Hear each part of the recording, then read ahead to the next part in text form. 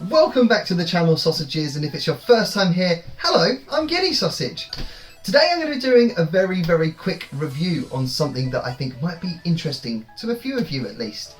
If you've seen Whatnot, the auction app used in the US to sell Pokemon cards, Yu-Gi-Oh, Final Fantasy, Dragon Ball, lots of different trading cards and other collectibles, and you've not been able to actually successfully buy anything because you've been based in the UK, for example, I've got some news for you. There is now a new app that will allow you to do that, and it is called Bits.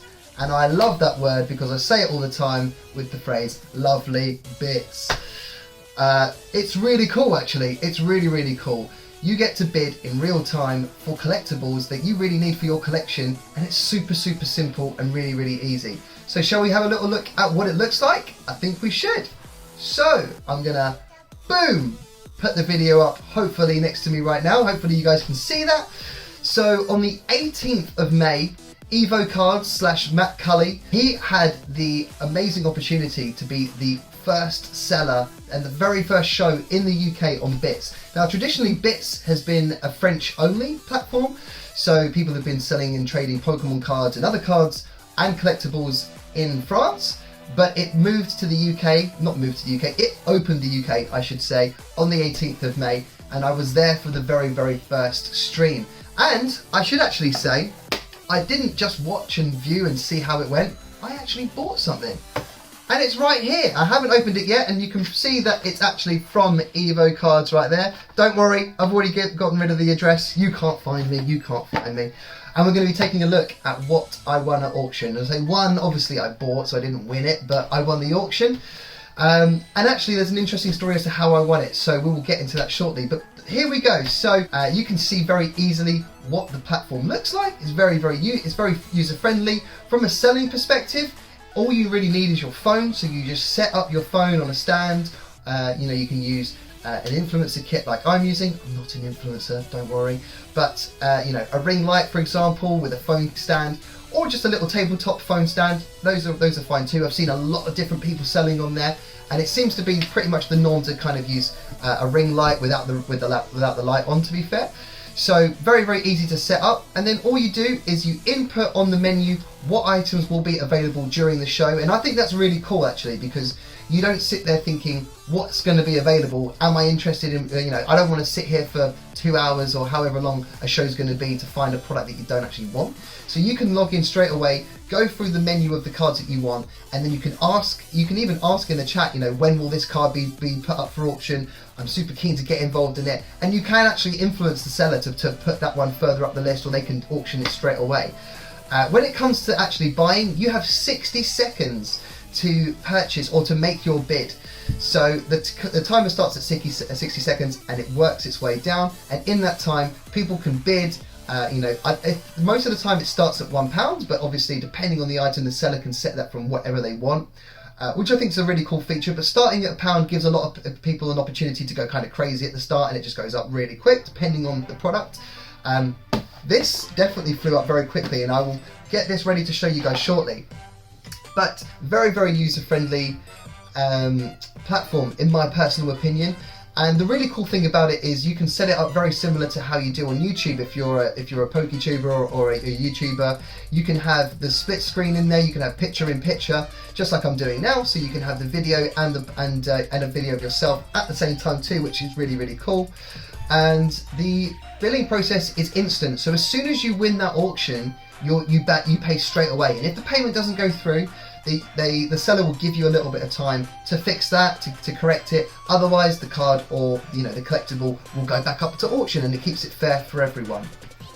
Now I actually got very lucky with this, and I do put it down to the fact that it was the very first stream in the UK, and I'm actually just going to use my scissors very quickly to open this, so bear with me 1 second. But basically, and I think this is just because, as I said, the platform is pretty new in general, but new in the UK. I don't think it was expecting the amount of traffic that Matt Cully and the Evo Cards team brought to the app. There was a little bit of lag issues. There's definitely some sort of lag and latency between what the seller can see and what us in the chat can see. So you might notice that I would say it's probably around like a 10-second delay, where the auction may have already ended and you can see the seller still saying, oh, you've just been sniped, you know, oh, 20 seconds left, for example, and we're all sitting there going, well, we know who won. We just kind of want to know what's up next for sale. So it can be a little bit laggy, but here we go. This is my first time seeing this.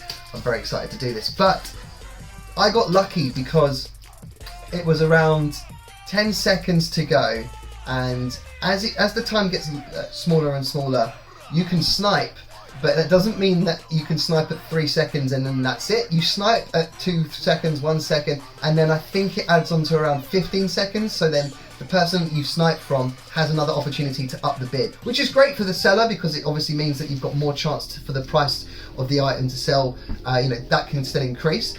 But it also gives you that the nerves of thinking, am I going to win? Is someone going to snipe me? I don't want to pay too much. I don't want to go to, this is my cut off, etc. And I got very lucky. So I put in a bid and I won. And the reason why I won, apparently, according to the chat, another guy in the chat was saying that he had a bit of lag and was gutted that he wasn't able to win it. So I don't know if it's true or not, but I do know that I had an absolute win. So I'll show you what I got, and oh yes, lovely stuff. So here we go. I have got, and I hope we don't get too much glare. I'm sorry if we get a lot of glare here. I'm going to try and see the reflection of my phone to prevent it. We have got Legendary Collection Machop Reverse Holo here in a CGC 8, which I'm absolutely over the moon about. It's my first Legendary Collection card, and I bloody love Machop. I love the Machop family, or Machamp, should I say, for Steve and Joe, who are watching right now. The Machamp family are definitely one of my favourites from the original 151, or 150, if you're going to be really fussy about it. But the card, the detail on that looks absolutely amazing and looks so cool, and it's my first CGC slab. So very pleased to have that from Bits. And I've also just realised that I actually got a nice little freebie from Matt Cully, a signed card to commemorate the very first giveaway on Bits. So that's really nice as well. I might even get that graded for fun. Why not? Thank you, Matt. I massively appreciate that. I'm probably going to get that graded. Why not? But here's my review and here's my verdict on Bits. I think it's awesome. I think it's really, really cool. I think the product, the platform, the app design, the UI, really, really nice. I do think that when it comes to the bidding element of the app, there's a little bit of confusion. I think there was definitely on the first show and a few more after, where if you can see, say for example, the auction first starts and you can see £1 or £2 or £3 or other or whatever it is that it says on there, you can go to click that, and if someone else has clicked before you, you might think you're pressing £1 or £2, and then all of a sudden you're pressing 5 or 6 because it's updated really, really quickly. So you might already instantly go over what you wanted to spend, and that's something to consider. So be careful. I would wait to see how the bids start, and maybe put your bid in later on just to avoid any trouble, any confusion, or any overspending. Definitely consider that. The other point I want to bring about bids is not a huge amount of people are currently on it. And I mean that from both a seller and a buyer point of view. So I've actually been really lucky and picked up a few bits that I've needed super cheap, like way cheaper than eBay.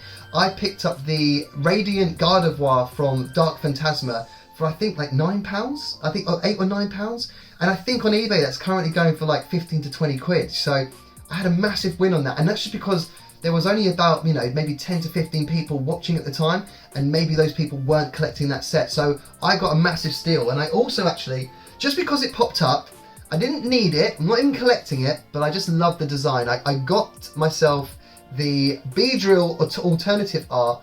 I can't remember if it's a Space Juggler or Time Gazer, or it might not even be from either of those, but I feel like it is. It's definitely from one of them.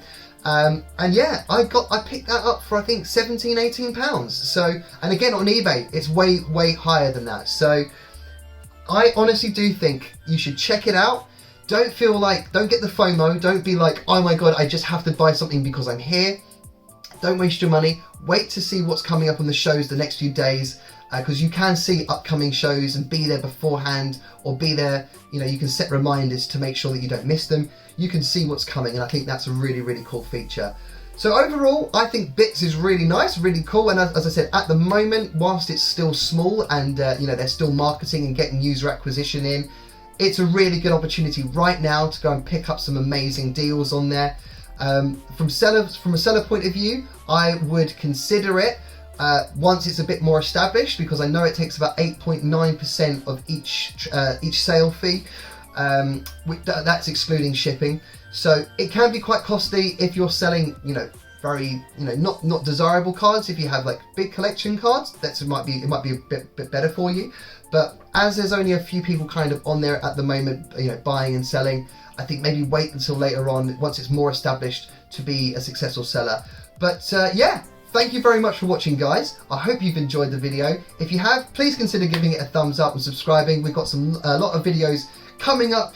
We're going to be messing around with more auctions, more cool things coming, and we've got tons of openings. And one I'm about to film right now. I won't say what it is, but it will be coming very, very soon. Thanks very much for watching. I've been Ginny Sausage, and you've been great for being here. Goodbye!